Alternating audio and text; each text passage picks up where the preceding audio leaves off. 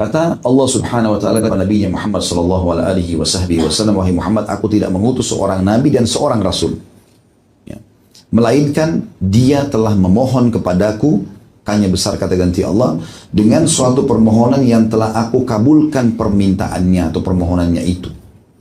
Nah, dalam hadis lain dijelaskan masalah ini, ya.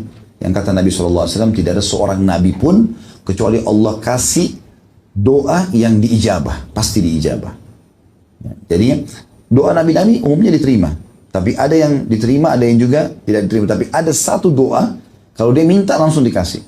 Itu contohnya kata sebagian ulama adalah permintaan Nabi Nuh alaihissalam pada saat minta dibinasakan kaumnya. Permintaan Nabi Lut pada saat dibinasakan kaumnya, Allah langsung kabulkan. Nabi Shu'aib, Nabi Saleh, ya, Nabi Hud, ini semua. Musa alaihissalam pada saat minta Fir'aun ditenggelamkan, maka itu semuanya permintaan yang Allah langsung kabulkan. Gitu kan? Maka Allah Subhanahu wa taala pada saat itu membangunkan Nabi Muhammad SAW untuk memberikan penawaran itu. Semuanya sudah aku kasih dan mereka sudah mohon semuanya. Sekarang kesempatan buat kau, hai Muhammad. Mohonlah kepadaku, kata Allah. Sekarang kau boleh minta. Apapun yang kau minta sekarang, aku akan kasih. Misal Nabi SAW mengatakan, ya Allah berikan hidayah semua manusia. Itu Allah kasih pada saat itu. Dikabulkan, gitu kan? Maka Allah berfirman, memintalah wahai Muhammad, maka permintaanmu akan dikabulkan. Lalu aku mengatakan, kata Nabi SAW, permohonanku ialah syafaatku untuk umatku pada hari kiamat. Jadi kecerdasan Nabi SAW luar biasa, kata ulama, dalam permintaan ini. Beliau sudah tahu, ya, karena di potongan pertama hadis atau hadis sebelumnya tadi kalau masih ingat, ya, hadis yang kita sempat review, ya, kalau memang umat beliau sudah diperlihatkan paling banyak pada hari kiamat, gitu kan. Maka Nabi SAW tidak minta secara khusus umatnya diperbanyak, karena memang dasarnya Allah terus menyebarkan agama ini. Bahkan ada hadis Nabi SAW, tidak akan terjadi kiamat kecuali semua rumah di muka bumi akan dimasuki Islam, baik dengan kemuliaan atau dengan terhina. Di zaman Nabi Isa AS nanti turun di akhir zaman, itu Nabi Isa akan berhukum dengan hukum Al-Quran dan semua harus muslim. Masuk Islam dengan mulia, dia terima Islam, atau dia kalau tidak dihinakan, dibunuh. Itu di zaman Nabi Isa AS, tidak berlaku sekarang tentunya. Kalau sekarang konsep kita la ikraha fid din, nggak ada paksaan dalam Islam, gitu ya. Maka Nabi SAW tahu umatnya akan banyak. Maka yang beliau minta bukan di dunia. Ya Allah, khusus doa itu yang kau izinkan aku dikabulkan, simpan di akhirat nanti. Untuk apa? Berikan syafaat, pertolongan. Syafaat maksudnya adalah pertolongan agar selamat dari api neraka masuk ke surga. Ini permintaan yang sangat cerdas. Gitu kan? Bagaimana nanti kalau ada umatku masuk neraka, keluar masuk surga, ya Allah. Dan ini dikuatkan dengan banyak hadis. Di antaranya hadis lain, hadis sahih riwayat Bukhari Muslim juga, kata Nabi SAW, nanti akulah orang yang pertama mengetuk pintu surga, lalu dibukakan untukku. Pada saat malaikat berkata, siapa engkau? Aku mengatakan Muhammad. Kata malaikat penjaga pintu itu, aku tidak diperintahkan membuka pertama kali kecuali untukmu. Maka aku pun masuk dan aku bertemu dengan zat yang maha perkasa, Al-Jabbar, Allah, di hadapanku. Lalu aku sujud, tersungkur sujud.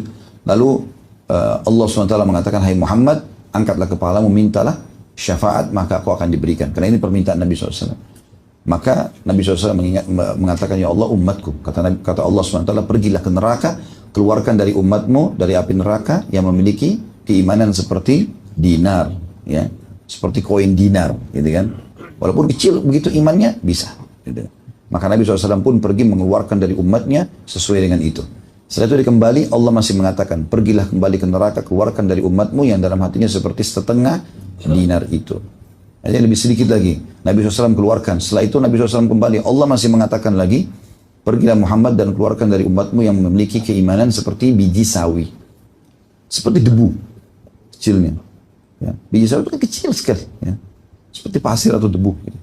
Maka Nabi SAW mengeluarkan pada saat itu. Itu pun, kata Nabi SAW, Allah masih berfirman, tertinggal syafaatku. Lalu Allah menggenggam dari neraka satu genggaman yang mengeluarkan banyak makhluk. Kemudian memasukkan mereka ke dalam surga. Ya, dalam riwayatnya dikatakan, di depan surga Allah siapkan nahrul hayat, sungai kehidupan. Semua umatku yang dikeluarkan, ya, atau semua manusia yang beriman dikeluarkan dari neraka, akan dimasukkan ke dalam sungai tersebut.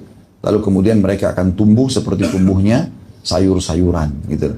Jadi mereka keluar dan mereka, tidakkah kalian lihat yang kena cahaya berwarna kuning, ya, dan tidak terkena cahaya berwarna hijau, seperti itulah mereka tumbuh, gitu kan, masih lemas, ya, seperti itulah.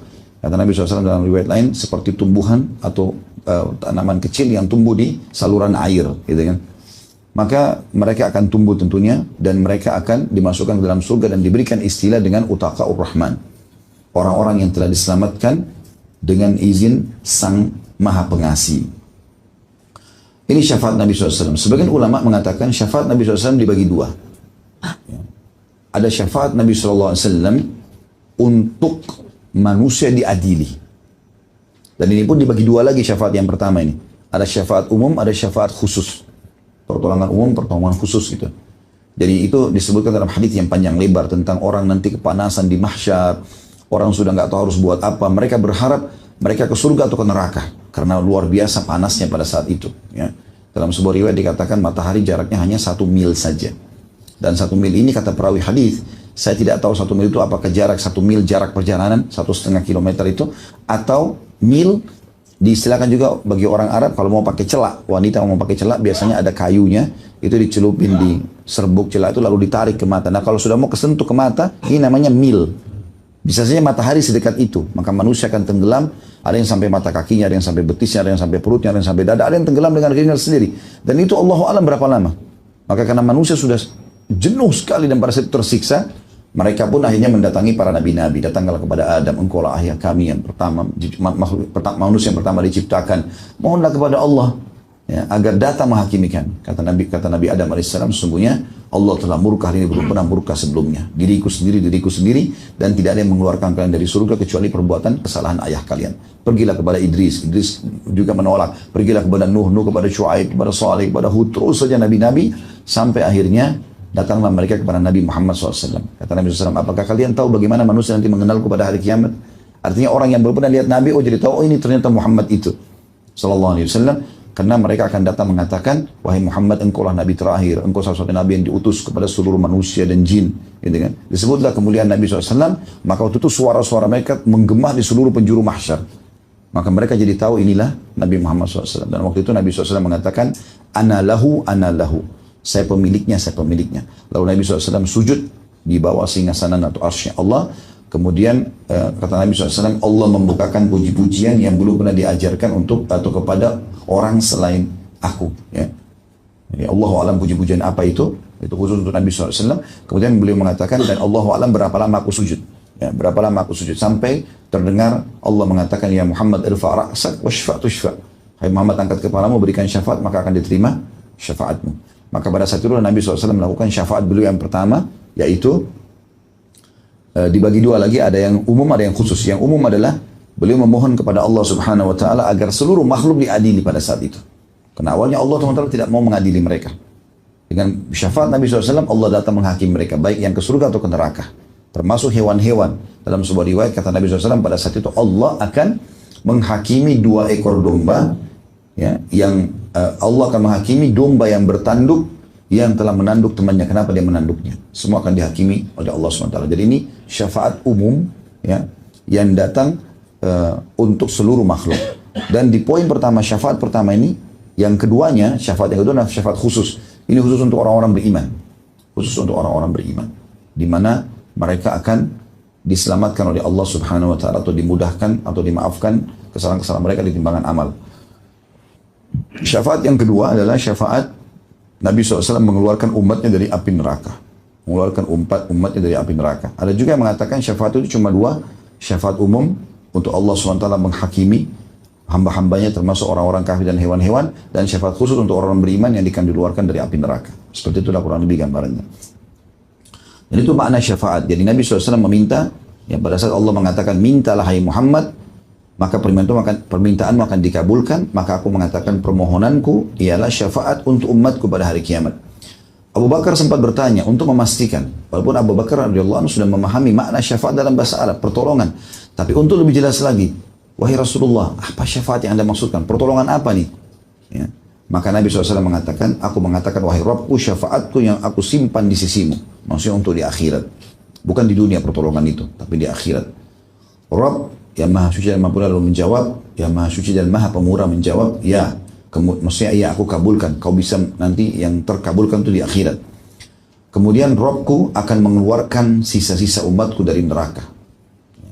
Tentu teman-teman, ada hadis yang lain menguatkan masalah ini, ya. Saya baca dulu sampai akhir hadis, lalu memasukkan mereka ke dalam surga.